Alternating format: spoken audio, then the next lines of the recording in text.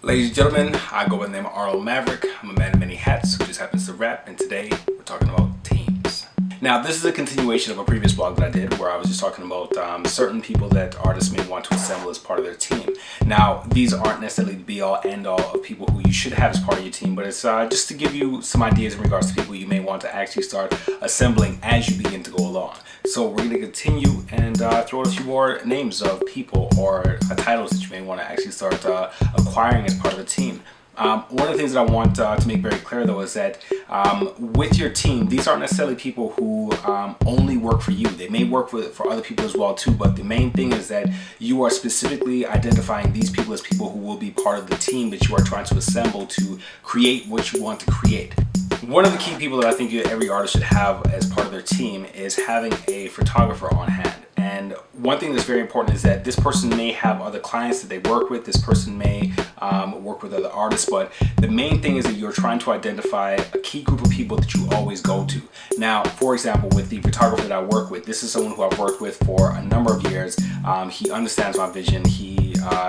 We built up a rapport for him to understand what I'm trying to go for. So when I say, hey, I have to do a photo shoot and throw him the idea, he's able to take the idea that I have and actually make it better, which is very important for you as an artist to work with people who are going to, who you can give freedom and allow them to bring their creative ideas to the table, but at the same time though, they understand your vision, they understand what you're trying to get across. Another key person you're going to want to have as part of your team is a designer. Now, a designer is no different than your photographer in the sense that this is someone who you want to build a rapport with. This is someone who you want to understand who you are so that the pieces that they design, whether it be your website, whether it be a poster, whether it be your album cover, they actually understand you as an artist and get your vision, because the better they understand your vision, the better they can actually express and articulate your thoughts or what you're trying to do in a visual manner.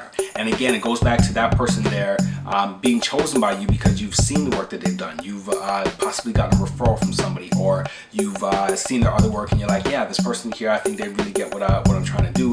And sit down, have a conversation with them, see where their head's at, and build that rapport. But essentially, have that person as someone who you know that, okay, if I need to get design stuff done, I can go to this person here. A very important addition to your team is to have a music attorney. This is someone who's going to look over contracts for you and also draft up contracts for you. If you've ever noticed that when you went to go buy a car or anything like that, there's a lot of legal jargon that is within a contract that is very confusing, very fine print, that can make it very hard for you to understand what is being said and kind of makes you get to the point of just being frustrating and signing away, right? Now, the good thing with having a music attorney as part of your team is that this is someone who you could actually pay to actually go over this stuff to make sure that your best interests are taken into consideration. You don't want to put yourself in a situation where you have signed something that leaves you with a real bad deal and then you're looking back at it trying to pretty much stuck in a situation or trying to pay a lawyer more money to actually try to clear everything up. So a great addition to have, again, just having a music attorney as part of your team is so important. As an act that's actively touring, one thing you may want to do is bring a tour manager aboard on your team. I often talk about how it's important for an artist to take on some of the roles that they are hoping to hire someone on at a later point in time to do. Now, being a tour manager is no exception to that rule. Now, when you could understand the importance of communicating with the promoters, the importance of knowing when sound check is, booking hotels, and making sure that you're there for load-in, and so on and so forth. Small little minute details that a lot of times we overlook whenever we see artists come to town and we go to pay money to see them at a show and stuff. There are tons of people who are there making sure that every step of the way that things are being accounted are taken care of. Now, as an independent artist, when you go on your first couple tours, because of the fact that you don't necessarily have a full team, you'll see how these things take place, and you'll see the importance of being efficient, of being organized. And so hiring a tour manager who is organized, who can take care of all this stuff for you, allows for you to have a successful tour, allows for you to have a smoother tour, and allows for you to make as much money as possible while on the road. So in closing, I want to thank you for once again tuning into these vlogs where I try to share as much information on the music industry as possible. If you like the videos, then make sure you click the like button. If you would like to leave a comment, then please comment below if there's something that you want me to possibly talk about in one of these